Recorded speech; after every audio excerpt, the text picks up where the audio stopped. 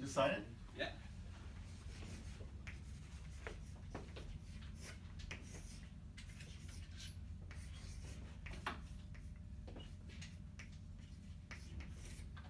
It's official. Signed by Sean Lee. Official stamp of approval. It's awesome to be here, man. Such an honor. Great time. That was awesome. It's not gonna be like Hoonigan. You have a spicy piece on it and stuff like that, right? Nah, we're pretty tame. I went on that show for like 2 hours. Yeah. I wish that we could do 2-hour podcasts. It'd be great. Yeah, I love Hurt. You know, I hated him because of that spicy pizza. you know habanero, right? Yeah. So the sauce they put on there, it's 4 times the strength of habanero. Oh my gosh. Like, what's the point of that? You can't even talk afterwards. Yeah. But do people actually enjoy shit like that, though?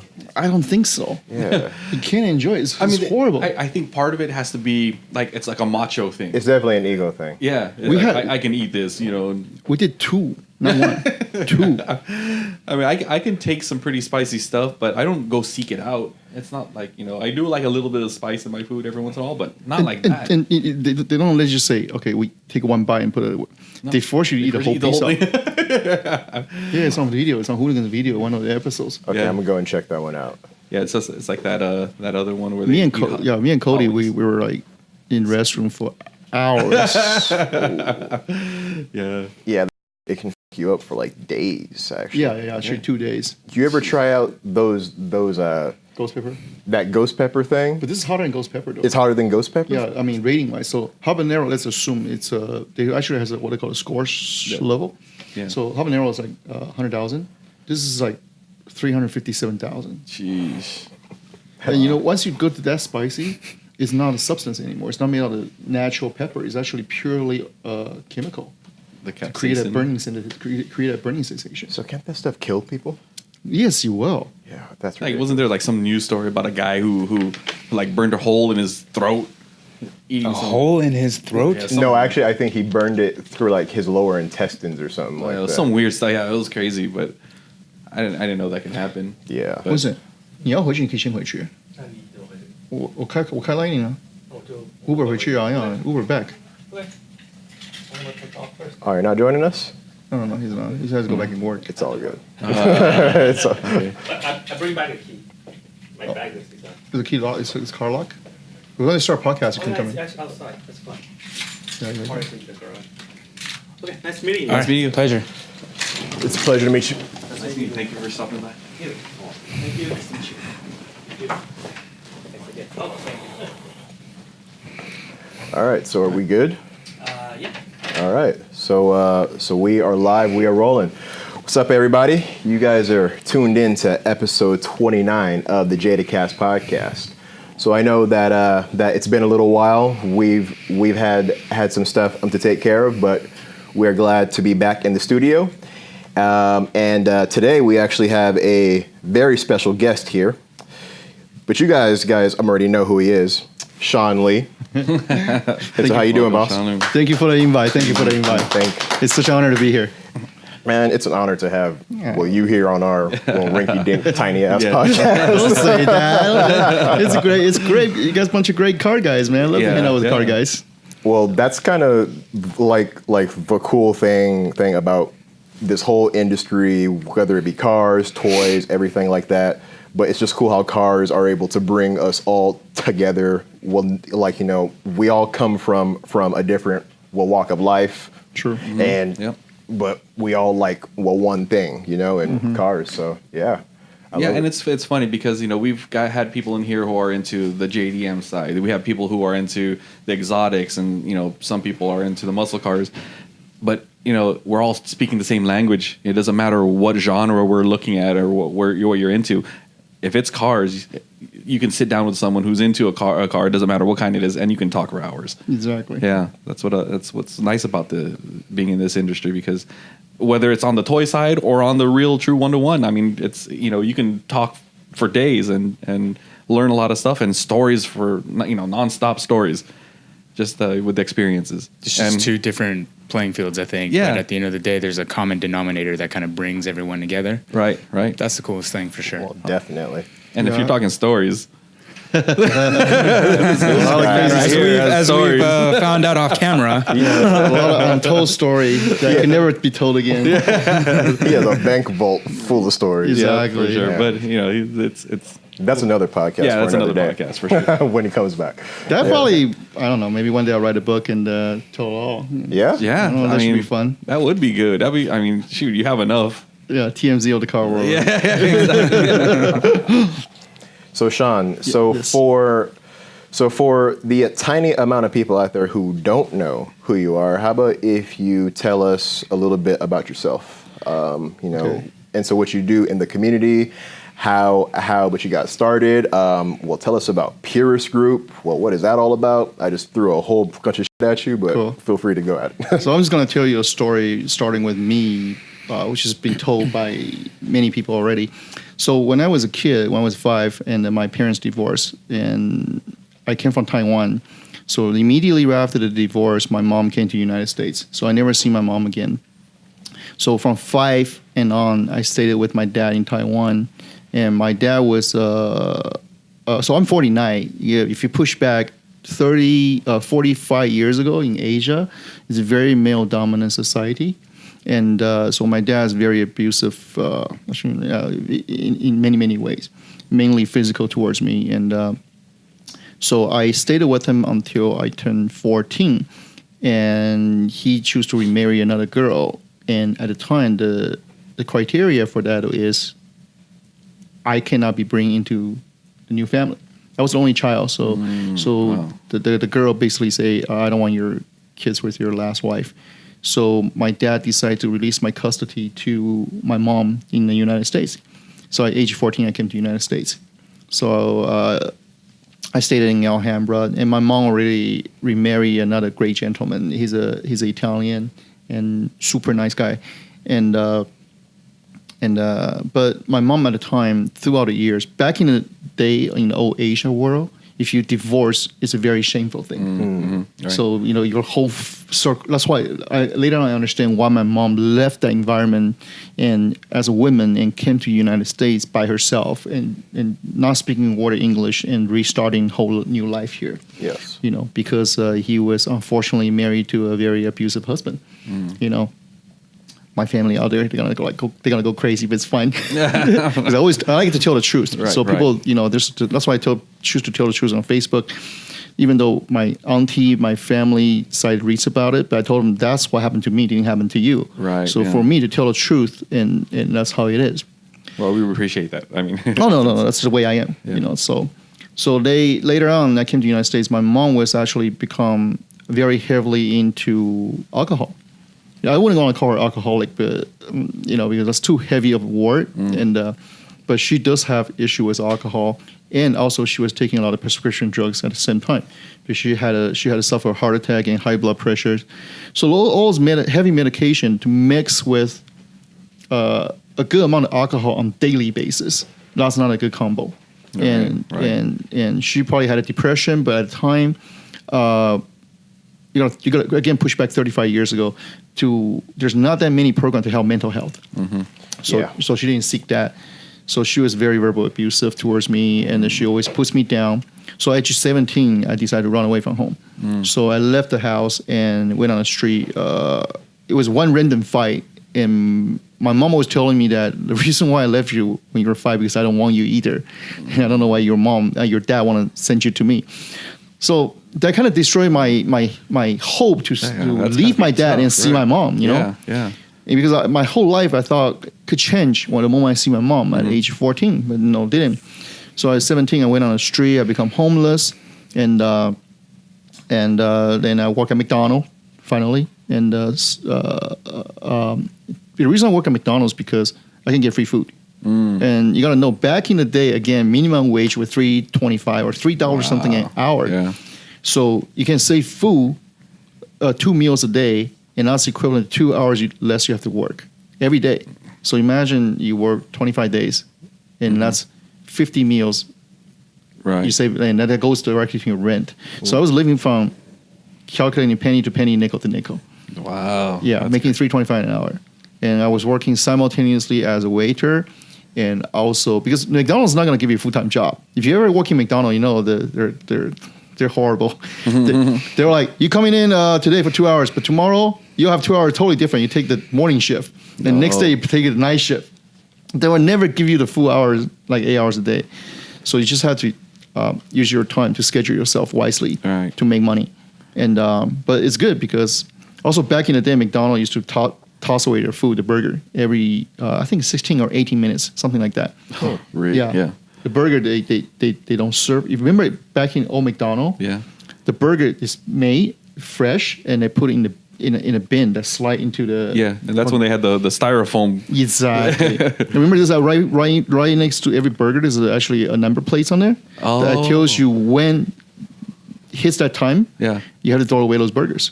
It's no longer fresh anymore. Oh, really? They no longer do that anymore. Yeah, because their burgers last forever now. Yeah, they cook. No, they cook. Yeah, they cook it. They cook in the patty right now. They put in just holder, a warmer, and then they cook out a patty. That's why the patty's not juicy anymore. Yeah. Right.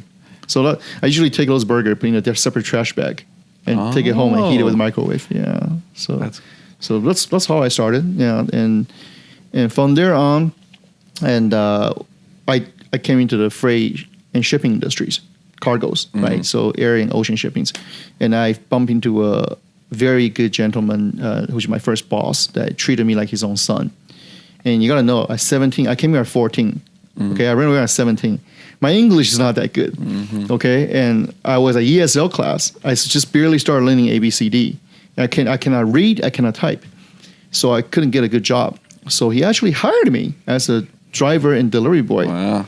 Yeah, that's my first full-time job. The first big break. Yeah, first break. And my salary was $1,200 a month. Wow. And I had to drive from Rosemead all the way to LAX, which is another story spun off that because I actually was in the LA riot. Oh, really? Yeah, because LAX, there's no 105 freeway. Right, yeah. So going to LAX, you have to get out 110, go out Florence and Manchester. Oh, you're right in the heart of the whole thing. Yeah, so I have to drive through in front of Forum every day. That's where the riot started. Yeah. That was funny. I look like Korean. This is not disrespecting Korean because at the time, Korean was pretty... That was where, they were protecting their own property on top of a supermarket with their shotguns. Yeah. And I was driving a company van, and they tried to drive me off the van. But you know what's funny? Like, this is kind of off topic, but now that the riots were done, in those areas, there's now a mutual respect for the Koreans and the other races that were having that big problem. But anyways, that's a whole different story. So I started my first job, and I've been with that company, and later on, I got hired into a different company as a salesman, which is the company I'm still currently work for and as a shareholder, which is called Air Tiger Express, and for the past 20 years. And then after we sold the company to Kawasaki, which K-Line, if you see those containers, says K-Line, they're actually they actually become our shareholders, and I went to somewhat a semi-retirement. So then I started looking at myself, what can I do as a person to make something different for the kids? So when Purist first started, it's car guys. Like all of us car guys here. It would be just like car guys say, hey, you know what? I know this kid. I know I can help him. Let's really, how about this? He needs $100 for a pair of shoes or for something to go back to school with. Let's everybody pitching $20 for that, and let's go buy that kid something. And so I get a couple car guys in my group, and we decide to get together with some toys and send it out to the kids ourselves. And that's how the toy drive started. But a very early stage is I built that charity event around my friends only. We weren't public. So the stuff is already going on way before Pure started. Oh, okay. Gotcha. So later on, Pure started because one day I was driving on my R35s, and I was just cruising, and something happened on the freeway, and I came back. I was like, I want to share this with some of my car friends. Kind of interesting. So I came back that night, typed it, and started Purist.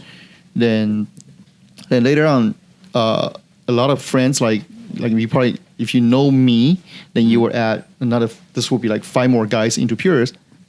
Then very fast we started growing into 500 to 1,000 people at start. Wow. Then that's when we decided to turn into private because then there are too many voices coming in. Yeah, yeah. So then we start hosting official first Purist toy drive. That's how we started it. And to help out underprivileged kids to able to have a better Christmas. Oh, that's great. That's how we started. That's cool. Wow. And so, so for most people who have come from a background as to where it was just, so tough to even be able to survive, it's very easy for people to fall back into those patterns that their parents might have fallen into. And then it's also very easy for those people to like harness all of this anger and resentment, and then they put that back out into into like everyone else. And so for you, what happened to you that made you take all of this adversity and channel it into a positive thing? Okay, so there's part of the story is simple because I did have anger. Yes. I did have resentments. So there was a period after I ran away from home, I went on the street. So when I went on the street, I fight a lot. Mm-hmm. Okay, and so unfortunately, I got into the Asian gang for a while, and because later on I got myself really good at fighting. so I guess I got promotions, which is kind of bad, However, so but later on I started seeing a lot of my friends getting arrested, getting shot, and me myself got stabbed. Because back in the days when people ask me the story, I usually just say, I went on a little wrong side of the road. And you got to know, when you see that actually happen in front of you, you have 2 ways to handle it. First of all, it might raise you up with even more anger because my homie just got stabbed or just got beat up. Yeah. We're going to go. Right. They have 3 people. Let's go back with the 20 people. Let's go back with 15 people. Yeah, vengeance, yeah.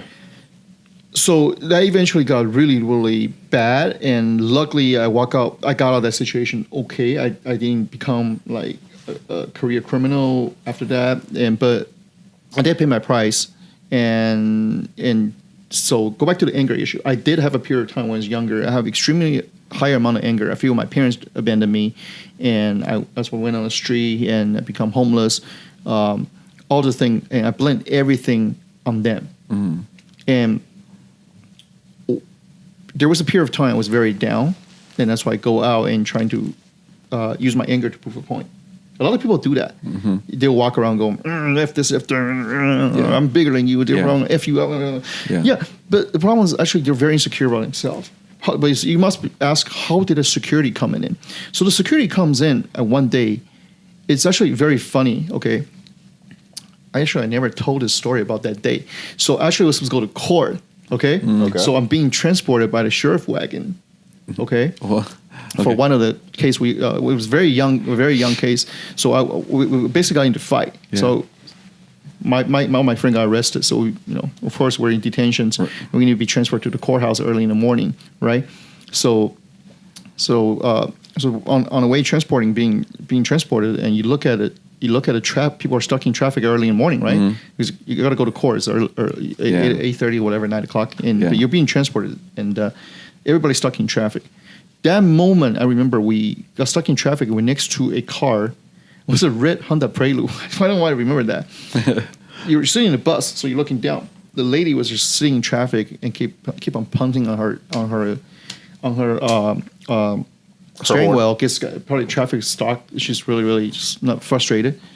And that was at the moment I go, Sean, if you ever walked out from this case, I would so wish to exchange my current seats with her right now. Me and her were one window apart, but it's totally 2 different stories. 2 different worlds. 2 totally different worlds. And I so wish to be normal and stuck in traffic and just be humble and be no more anger, just follow the flow of the traffic and just So actually, I got lucky. So the case was dropped because there's no eyewitness, and so it was, but back in the day, so it was kids, right? We were younger, we were fighting. So and I did a little bit of my time, a few weeks, and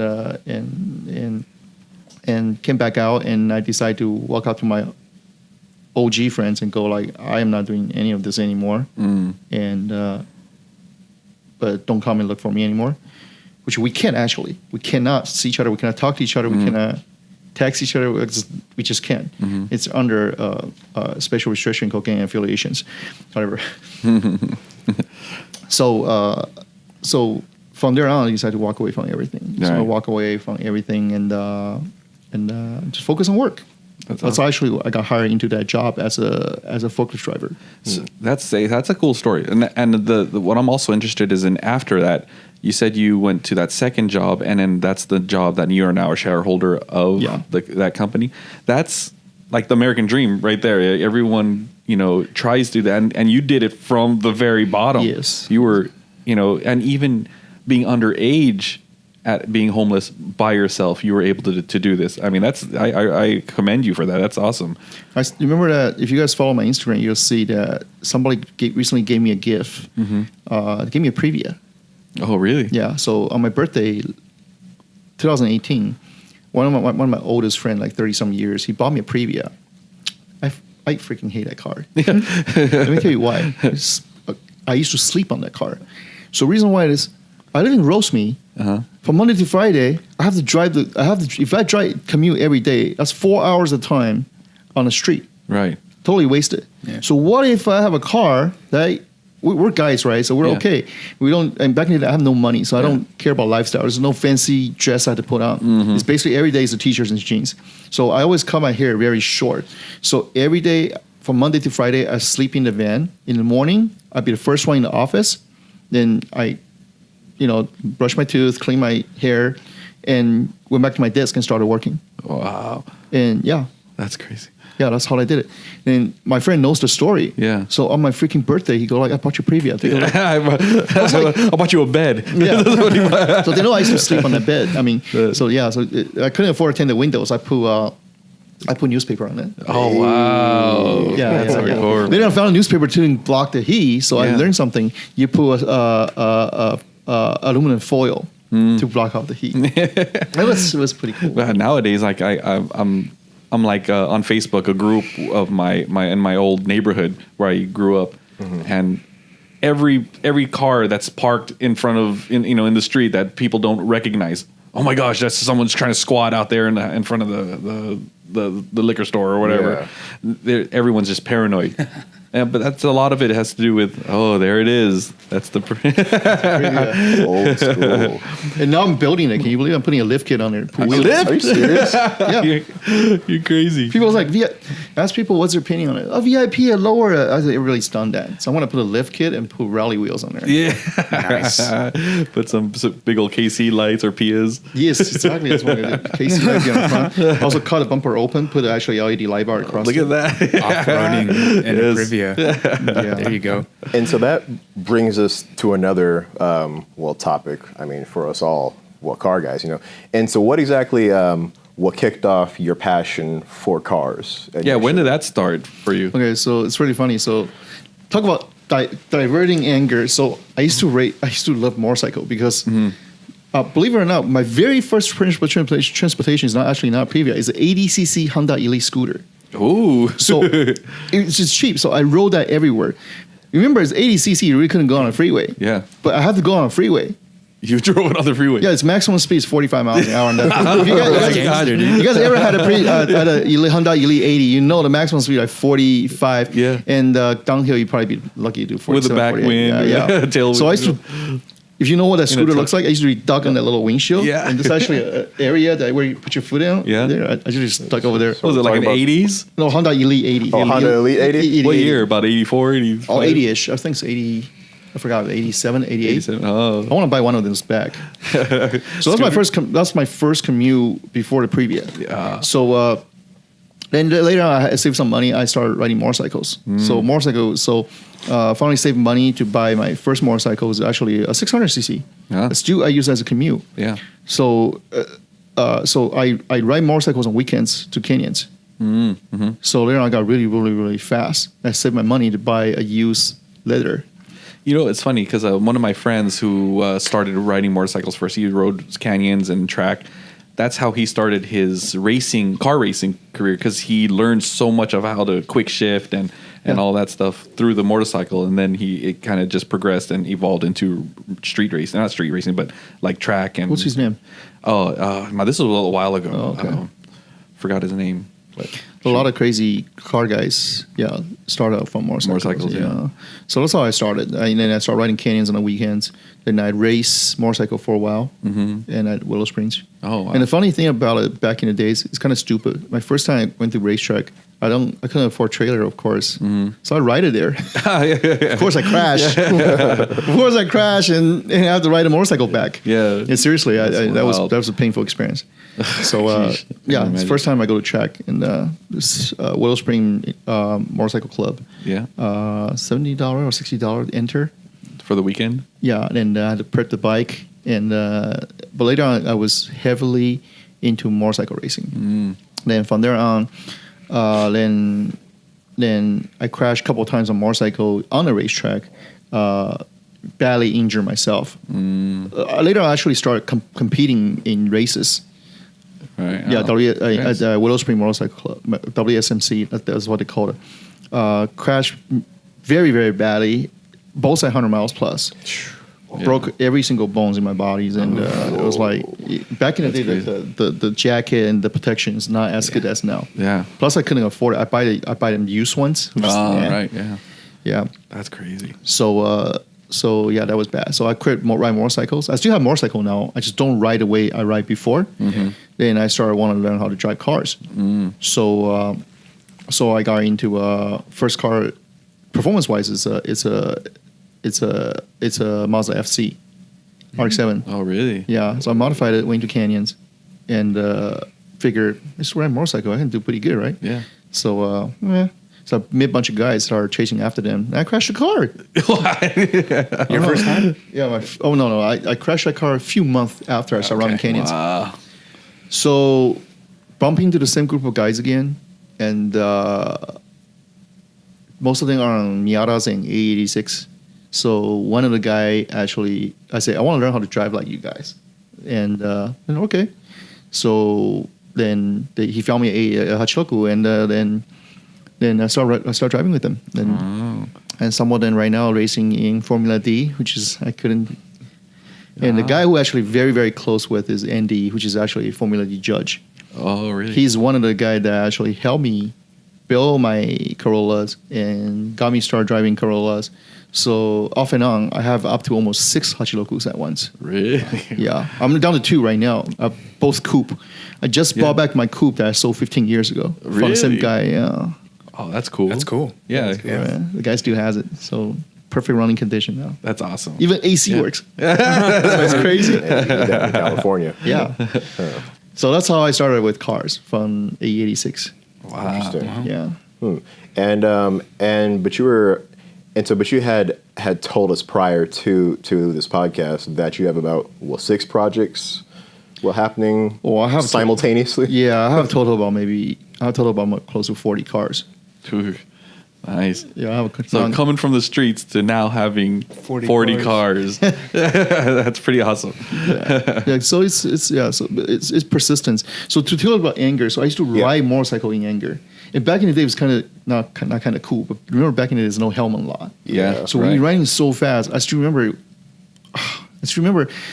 There were sometimes stuff upset me so much. I'll be riding so fast, I'd be crying at the same time. But it was so cold. Yeah. And then the tear comes out of your eyes and just gets pushed away by the wind. Well, yeah. Also because my eyes probably smaller. Probably, That's why. But you can feel it. You're angry. You're like, then and you're running faster and faster, and then the air, the wind just like blows your tears away, and you start riding faster and faster. It's kind of cool. And that I think speed at a time and motorcycle kind of takes away a lot of the anger within me. Really? Back in the days. Yeah. Damn, that's Yeah. pretty deep.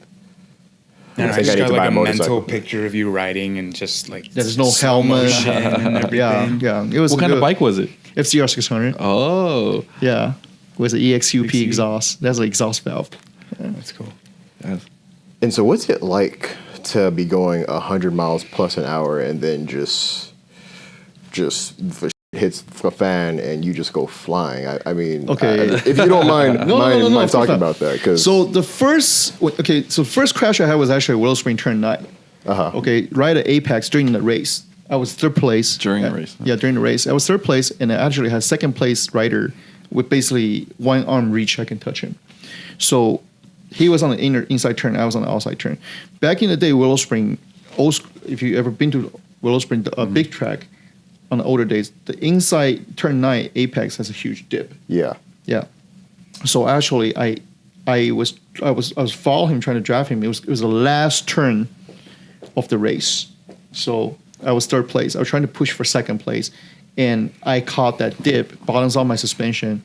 So the first 3 seconds of your life, the moment the bike you crash, you basically you're down, and you're on a tarmac.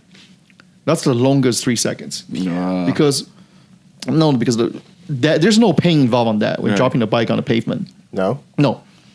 So let's imagine riding bone and you dropped it because all your gear is actually protecting you. You're just sliding, right? Okay. So about 2-3 seconds, like, when it's gonna stop? When it's gonna stop? It's not gonna stop. The pain really starts until the pavement stops.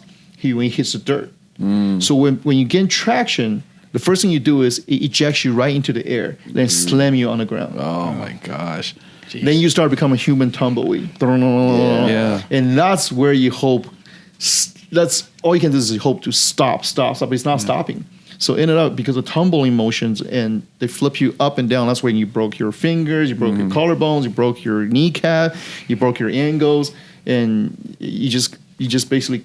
Yeah. It's like you're jumping off the car. You're a rag 100 doll miles at an that hour, point. Yeah. Yeah. You're a vegetable. Because people think crashing on a pavement, if it's really not that hard because basically you're just laying it down like this. And you're just Imagine sliding. I'm going 100 miles an hour. If I push something on the ground, and you're just going to keep on sliding. Yeah. It's when you're hitting the dirt. That's where it probably Yeah, it's begins. that transition from the road. Yeah. So it's gonna, you all of a sudden first you're sliding, and the gear that you're wearing it's that second skin. So you're not really worrying about your injury because the road rash and leather, stuff? the leather is protecting your skin. Okay. But once you hit the transition from the road to the dirt, and you start tumbling, that's when you have to worry because now it's not the gear can't save you from broken bones. No, you Nah. Yeah, you're just kind of like flopping all over Yeah. the place with no Yeah. control, really, right? You really couldn't feel the pain. So I was airlifted. My Oh, first wow. helicopter ride too, so it's kind of cool. That's cool. Were you awake? It's kind of cool now, but I'm sure it wasn't cool back then. Well, I didn't know because I was fainted. yeah, exactly. So you see that Okay. scar right here? Lucky I wear see that see whole it. thing? Oh shoot! Yeah. So my whole angle is completely broken Wow, off. that looks like a whoa. grafting. So the bone came out. Ooh. So bone came out. So basically, I was fainted. So they're supposed to amputate this leg. Really? Yeah, because I don't have mom. Remember? Yeah. So my emergency contact was my girlfriend at the time. Wow. So which we broke up at. They couldn't get hold of her because there's no cell phone. There's no what do you call it, pager? Pager, yeah. Back in the day. So there's no. I mean, doctor had to make a decision because Wow. this whole thing was broken in half like this. Oh. Sheesh. Well, I have a picture. I saw the picture later. Hey, yo, because- show some pictures. No, I don't have a picture here, but I woke up like 2 days later. Then 2 days. later on, I found out the surgery's already been done. But the moment the crash, you don't feel pain. You don't feel pain at all. You basically even though I still remember until the tumbling stopped. Then that's where I go like passed out. Yeah.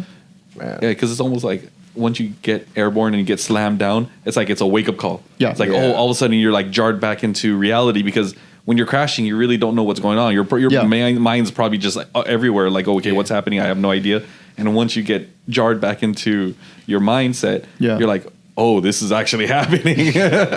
You see a lot of freaking. You see a lot of video on MotoGP. You see rider crash 100 miles an hour, but they jump up and start walking away from it. Yeah. It's like the gear will protect you. Yeah, and also when you're lucky that you're doing it during a race, whether even if it's a little bit it's amateur, but at least they have more experience because when you're riding with a bunch of guys who don't know how to ride and they see you fall, they may not know how to get around you. They run you over. Yeah, so it's better to ride in a groomed environment with experienced riders because that's like your safest way to ride. That's like my brother used to race over at Willow. And he stopped riding his bike on the streets because he knows how like dangerous it is, Oh, because yeah. it's not you. You can be the safest driver. It's just that one person that's just dumb, that doesn't know how to drive or ride with other motorcyclists. Yeah. I don't ride during traffic time anymore. Yeah. I only ride early in the morning. Yeah. Otherwise, absolutely, like after midnight hour, Yeah. nobody's on. Yeah. Yeah, exactly.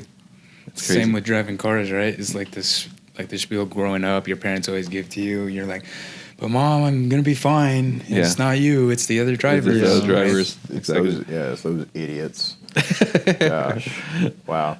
That's crazy. Well, and so back to some of your project cars. And so, what are some of the ones that you're most excited about? that you can talk as of about. right now? Well, that you can talk about. Okay, I can talk about the stuff I talk about. It's cool. So I just finished building the lining you guys just saw. The Yes. floor lining. That's actually along with Cody Walker and Bill for his big brother. It's a tribute car to to Paul. It's a very, very exciting project, and the first time, that Cody ever wanted to build something for Paul as a tribute, and that was released on Fuel Fest. I'm building a Lexus GX 470 off-road project.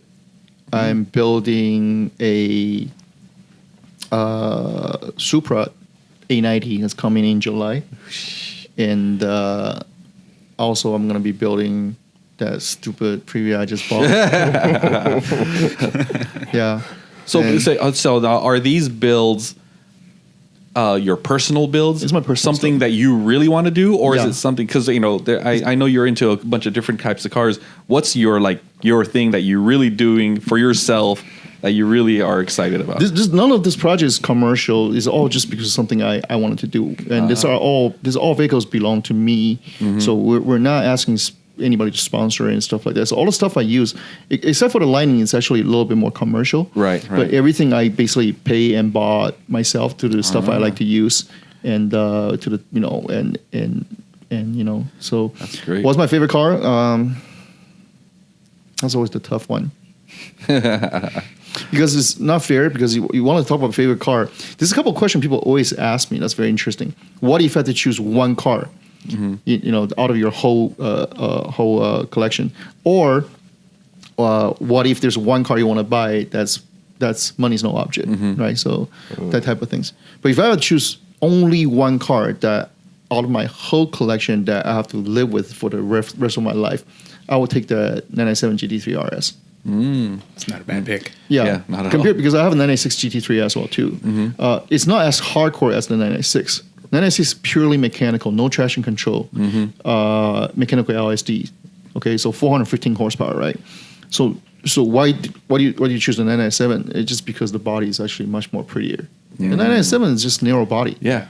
But they build a narrow body for higher top speed, which is, come on, it's a GT3. We'll give it them about top speed, right? So 997 has much sexier body, and it is some electronics in there, but not as intrusive as the later current model 911s. Right. I also have a 991 as well too, which I enjoy driving on a daily basis. It's very quiet, but it's very capable as well too.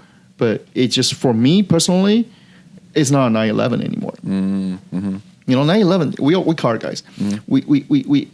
I want to go out on this weekend. We're not, and these are not race cars. So I want to be able to drive this car out and come back and really have sweat on my back. Yeah. The 997 GT3 RS would do that to you. Yeah. And the 991 is so good of a car. It's gonna drive out. You're gonna build so much speed and momentum just to enjoy the drive itself. So it's just, that's why I went out and bought. I built a Miata recently too. Oh, really? Yeah, my Miata, and it's just excellent. I love that car. Yeah. Lightweight. You work for Well-balanced. well balanced. You really had to work for your speed, and you had to really keep your balls in the sack to keep that momentum going through corners. Yeah. And I like cars like that, and bring back the old animal Yeah. within yourself, like what Hachiroku would do for you, Yeah. A86 would do for you. It's like that. Yeah, it makes the driving experience a little bit more rewarding. The fact Exactly. that you have to actually work for it, know what you're doing, Yeah. Exactly. feel everything, right? Yeah. It's a visceral feeling. Yeah, it's not fast. I build it so everybody like, what you do that for? I'm like, you have it. So I do have a lot of fast cars. Like my R35 is about 600 some horsepower, 700 horsepower. But back in the day, it was big horsepower, 600, 700 horsepower. Now you have an R35 with 700 horsepower. It's like nothing. Yeah, I know. Yeah, crazy. Oh yeah, my Prius has 700 horsepower. So are you just driving these you collect and you just drive them daily or like, All the cars are hobby not or- collection. I build cars to the way I drive them. Okay. So people that knows me that I drive really hard on my cars. Yeah. To the point that I can somewhat critique them. That's refreshing to hear though, because I That's- know I was gonna say Yeah. that's really Yeah. cool. It's I like that. You have a collection of Yeah. cars, that you enjoy, but they're not garage queens, and they actually get driven. Yeah, I mean, you buy a car, you're going to put it in your garage, and you're just gonna, like some people will say, I want to keep it for the resale value. And then I heard someone say that it's like was it from you? Like Yeah. it's like saying you're not going to make love to your girlfriend because you're waiting it so you don't want to waste her for the next guy. That's a good way to put it. It's the exact same thing. Yeah, The way I look at it right now is, look at today is March. It's 2019. We all have certain amount of cars in our garage and stuff like that. You don't own a car. You're just custodian. You're taking care of it at this time frame. Yeah. I could die tomorrow. yeah, right. Nobody can guarantee say you're not gonna die tomorrow. Right. Right. I could walk out of here and get hit by a freaking meteor. Hits me Yeah, or something. yeah. So you cannot guarantee that. You never know when your time's up. Right. So so the way I look at it is, you own this. You actually own this. You use it. Then it becomes your experience. Right. So if I all these cars, I say I never driven that, but keep them in collections because I want to. Then I will never have able to share this knowledge and how this car feel, how this car sound, and with everybody that know me, or want to hear about it. Then you don't have a story to tell. Yeah. And all these cool cars, each has its own story. People who create, like I was showing you that I love to meet car creators. My goal when I used to drink wine or eat certain kind of food, I always like to talk to the chef. I always like to talk to the winemaker on what condition you make this wine. I mean, are you emotional? Are you happy? Are you sad? Right? Same thing with cars. You talk to the maker. Like we were talking about a Supra earlier. People say, why is it automatic? Why is it BMW chassis? Then you understand from dealer's perspective and from Toyota's perspective, they make such a small amount of car for the enthusiast market. Then you look at Toyota differently. They don't have to do this. They did it anyway because they could and they want to. And you appreciate them as a brand. Also, I didn't get paid by Toyota for saying this. So seriously, think about it. It's the same thing. And we're just custodian of those possessions for 10 years, 20 years, 30 years. And hopefully the owner of all those cars after me continue to take care of it because those story carries on. Yeah. And 2 generation, 10 generation, 100 years, 200 years, the car's still there. We're not going to. That's awesome. Yeah, I mean, and you've mentioned that you bought back your cars before. Yeah. And that's also kind of cool because then you still keep in touch with the people who buy the cars from you, and also one other thing I was thinking that just kind of popped in my head earlier when you were talking about like the experience and what goes into it and how you talk to the chefs or the winemakers. If I were to buy a car used from someone if the car is fixed up, I would like to know who the person that built that car, because if they have any kind of similar ideas and styles and speed and the way they drive, if it's anything like mine, I would most likely be happy with buying something from that guy. And extending that experience with that car because he has similar likes that I do. And rather than just buying it off someone who doesn't know what they're doing and or they do know that they're doing. Maybe they're into drag racing, these cars, but I'm not into drag racing. I'm not going to buy that kind of a car from them. I'd rather be more of a Canyon Carver or just a nice car that, depending on the kind of car, it's kind of cool to see that and to know that you're driving your cars with knowing that you're going to keep that experience and then you want to pass it on to the next guy. Yeah. It's like a transfer of like energy in a way too. Exactly. Some people are scared to buy a house if somebody got murdered in it, because sometimes places they can hold a certain type of energy to it, you know what I mean? And so for you to go and speak to a chef or speak to like this previous car owner, it's just it's a cool way to look at things, you know, of just the energy. I like the way you put you're that. trying I like the way you put that. Like it's a transfer of energy, and I give you an example of how that actually worked, and we've witnessed it firsthand. When we go out to shows and events, and we bring out one of the Fast and Furious cars, we have it out there. When people come and look at it, oh look, it's a Fast and Furious car. They're like whatever. But when I say this car was one of the movie cars that Dom drove in the movie, or what's the name? Vin Diesel. Vin Diesel Diesel, drove yeah. in the movie, and then all of a sudden, they light up and they're like, "Wow, this is the real car!" You know, automatically that energy from that car transfers to that person because it's, you know, the experience that car went through. The experience, the perspective is a little bit different, I think, at that point too, right? Yeah, Because now yeah. that they have something that they can, I don't know, kind of aspire, Yeah. you know, to one day, or maybe they have an emotional connection to, you know, that character or that vehicle. Yeah, Right. It's cool. Yeah, exactly. I mean, knowing that a car has some kind of history does make that value of that car go up. Even if, and you can have the exact same car right next to it, and it won't feel as valuable because it just doesn't have that history. Yeah. Car world is very unique, and car people are unique. You know, it's like Yeah. You know, I collect a lot of stuff in my life right now. You know, wine, watches, and stuff like that. I always like to come back and hang around with the car people, just because you watch your brand. Let's say people collect Rolex, they're gonna just bunch of Rolex guy. Yeah.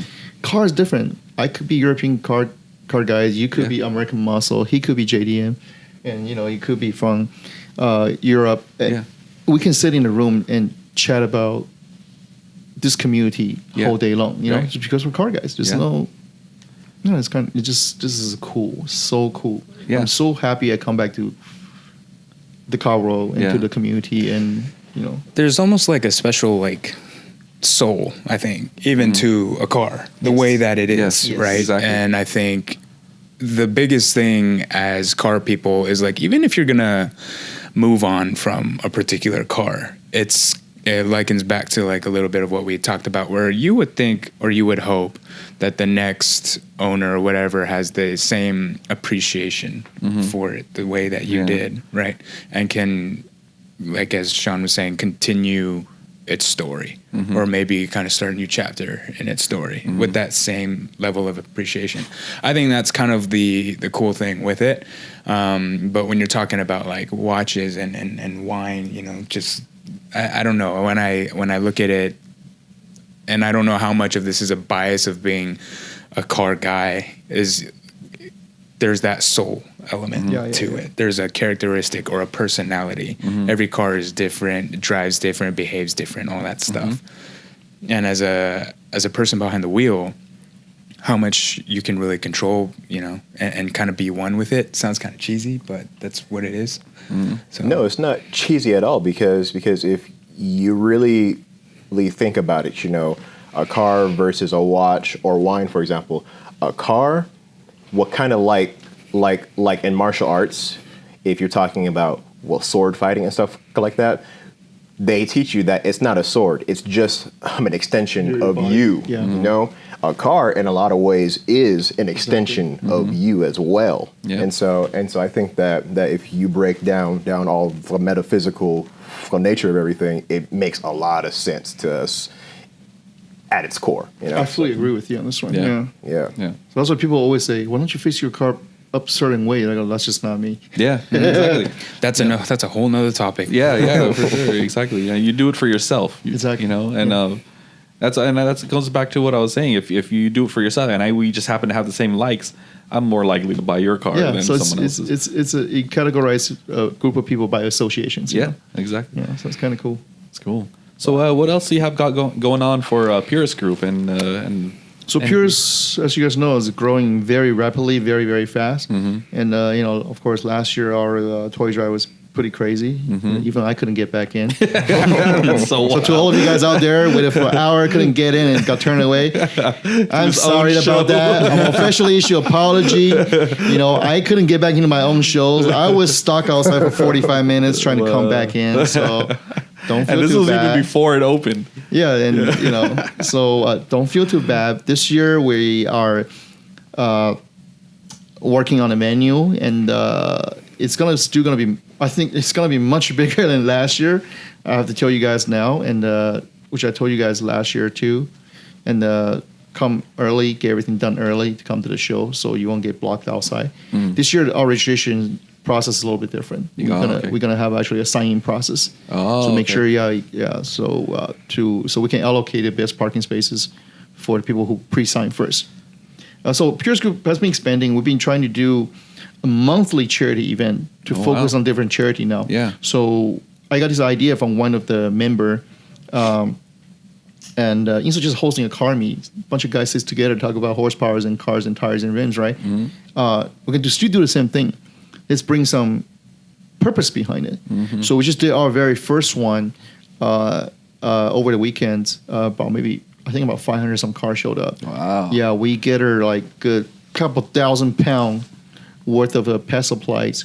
And we sent it to the animal shelter on the last Thursday and Friday. Oh, that's awesome. So unfortunately, a lot of animals. I went there, it was kind of emotional, and a couple hundred dogs. I figured, animal shelter just like maybe 10, 20, 30 dogs the most. Oh my God, it was a couple hundred dogs. Wow. And I know some of the dogs not gonna survive because they're old.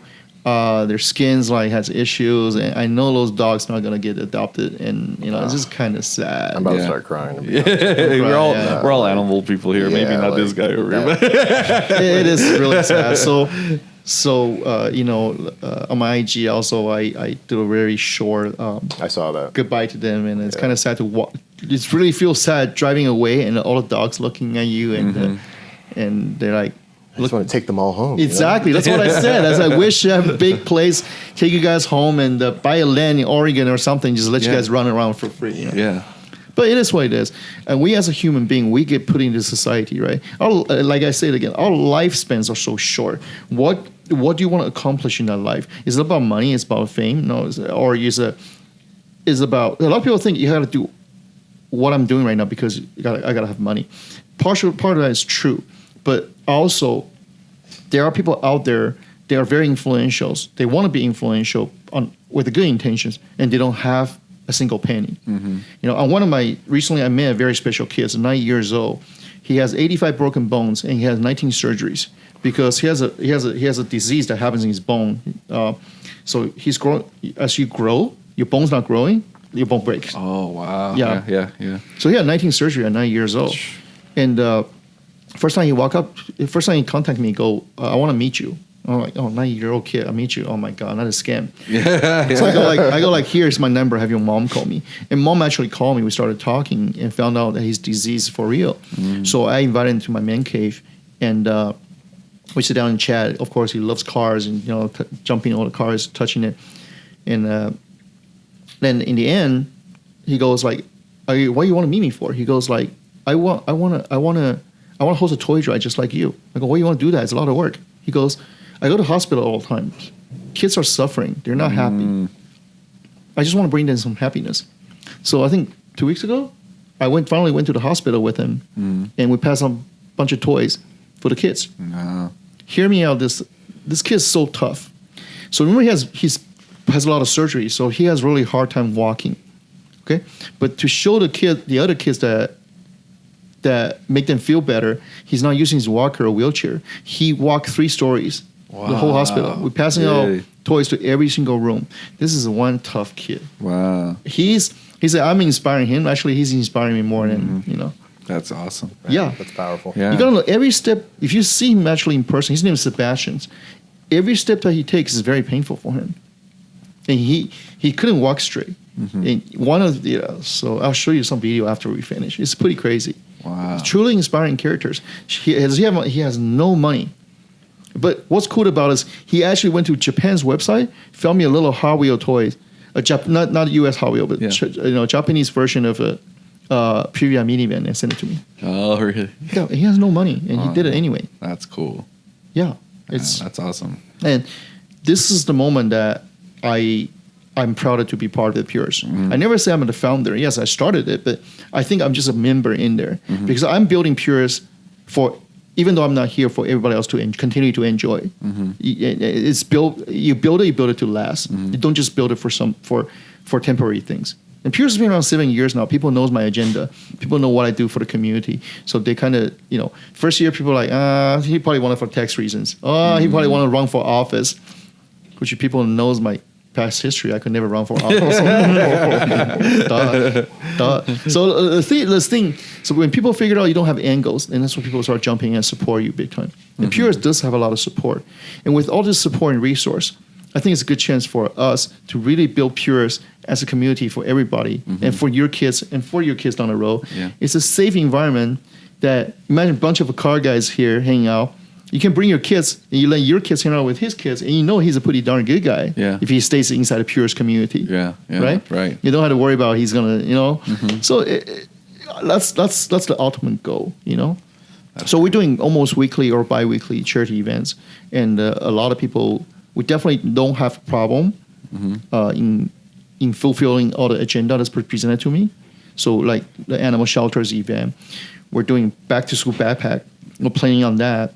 So we started with 30 backpacks to give it to one school because one teacher saw one student was putting duct tape on his backpack going to school.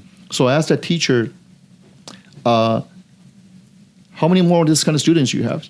She goes, we have 30. So we get together, we send her 50 backpacks for our first event.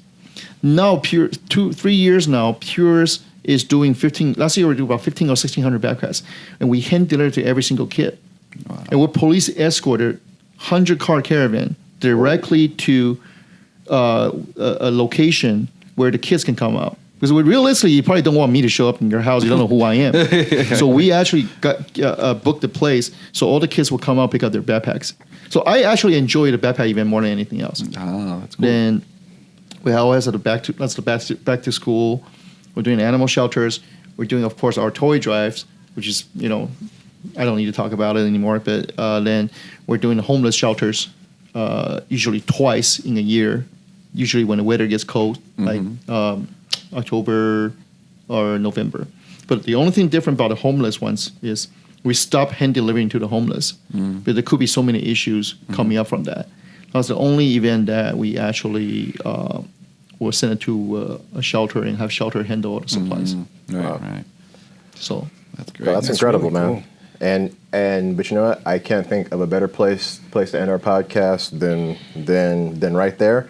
Sean, well, thank you so much for being here. Real quick. Yeah, sure. As an ending, if any of our viewers want to help out or just about to get learn to that, more about Purist, where can they find you? What can they do? Purist started on Facebook, so we're very active on Facebook. But for people to come into Purist, you have to be only referred by a current member to be inside of Purist, and you have to actually answer the question to be coming in. Yeah. For general public that want to join our events, which is fine, they can go to Instagram, which is Purist Group, or I'd go to Purist Group and don't go to my private ones. Yeah. My private ones for my private stuff. So go to Purist Group's Instagram and Facebook. We're very active. We do have a public Facebook page. It's just Google Purist Group, PURIST Group. That usually has a lot of our events information that open to public. Okay. We do have a lot of public that want to come here to see all the cool cars, all the celebrities and people that showed up at the events. Yeah. So that's one way to find our events. You want to join Purist Group, you can always go to Purist Groups, which we're private. You can click on join. You just have to answer some question, give us some reason why you want to join. Right. Yeah. Got it. Interesting. Cool. All right. Well, that's incredible. Sean, well, thank you again. That was my pleasure. And we would love to have you come back sometime. And yeah. All right, guys. So if you enjoyed this podcast, be sure to like and subscribe. And we will see you guys next week. Peace out, everybody. Thank you.